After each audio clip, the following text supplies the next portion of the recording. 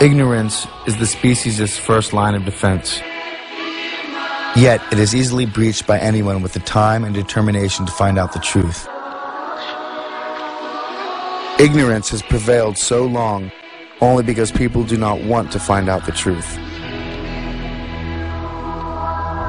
"Don't tell me, you'll spoil my dinner," is the usual reply to any attempt to tell someone just how that dinner was produced.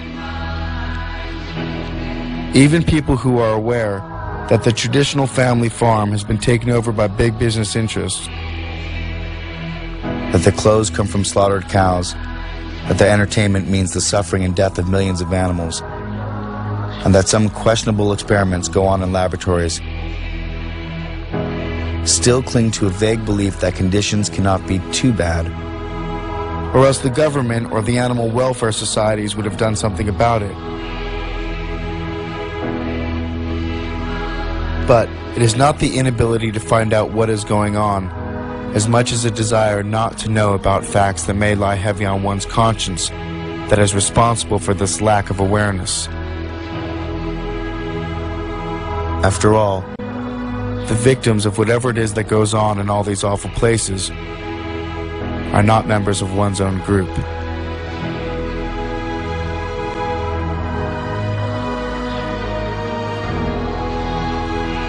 It all comes down to pain and suffering, not intelligence, not strength, not social class or civil right. Pain and suffering are in themselves bad and should be prevented or minimized, irrespective of the race, sex, or species of the being that suffers. We are all animals of this planet. We are all creatures. And non-human animals experience sensations just like we do. They too are strong, intelligent, industrious, mobile, and evolutional. They too are capable of growth and adaptation. Like us, first and foremost, they are Earthlings. And like us, they are surviving. Like us, they also seek their own comfort rather than discomfort. And like us, they express degrees of emotion.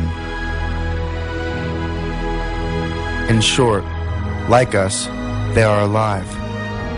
Most of them being, in fact, vertebrae, just like us.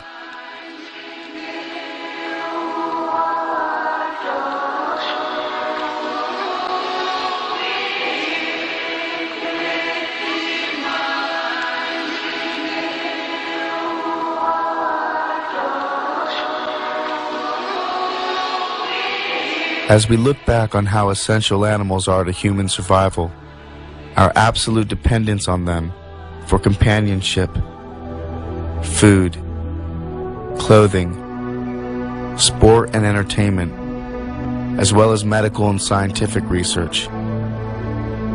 Ironically, we only see mankind's complete disrespect for these non-human providers. Without a doubt, this must be what it is, to bite the hand that feeds us. In fact, we've actually stomped and spit on it. Now we are faced with the inevitable aftermath. This is evident in health reports due to our over-excessive consumption of animals. Cancer, heart disease, osteoporosis, strokes, kidney stones, anemia, diabetes, and more. Even our food has now been affected, and at its very source.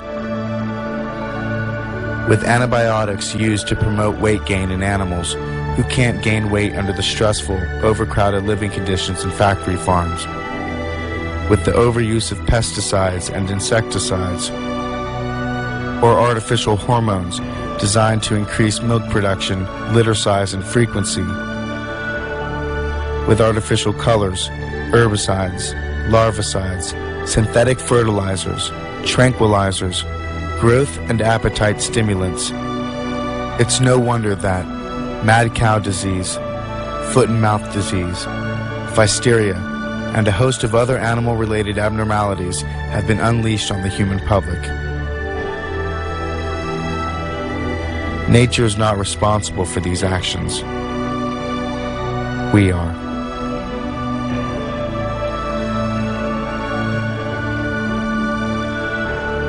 So a change is inevitable. Either we make it ourselves, or we will be forced to make it by nature itself. The time has come for each of us to reconsider our eating habits, our traditions, our styles and fashions, and above all, our thinking.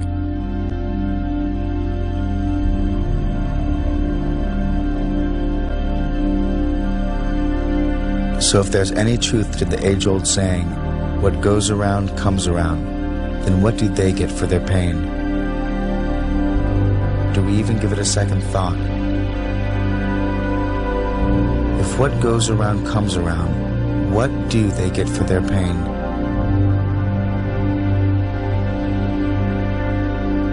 They are Earthlings. They have the right to be here just as much as humans do. Perhaps the answer is found in another age-old saying, and one equally true. We reap just what we sow.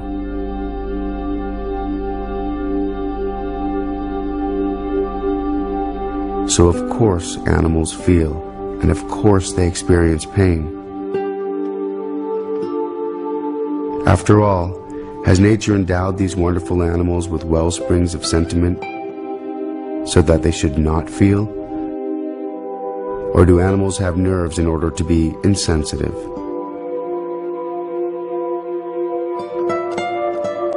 Reason demands a better answer. But one thing is absolutely certain. Animals used for food, used for clothing, used for entertainment and in scientific experiments, and all the oppression that is done to them under the sun, they all die from pain. Each and every one. Isn't it enough that animals the world over live in permanent retreat from human progress and expansion? And for many species, there is simply nowhere else to go. It seems the fate of many animals is either to be unwanted by man or wanted too much. We enter as lords of the earth, bearing strange powers of terror and mercy alike. But human beings should love animals as the knowing love the innocent, and the strong love the vulnerable. When we wince at the suffering of animals, that feeling speaks well of us, even if we ignore it. And those who dismiss love for our fellow creatures as mere sentimentality overlook a good and important part of our humanity.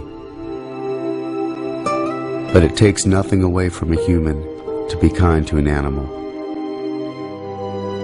And it is actually within us to grant them a happy life, and a long one.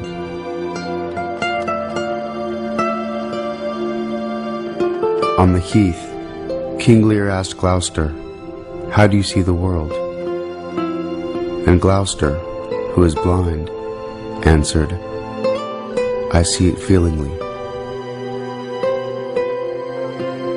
I see it feelingly."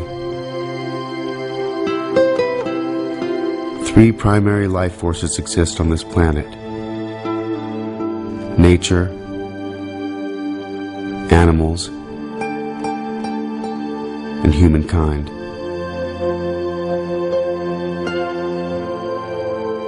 We are the Earthlings. Make the connection.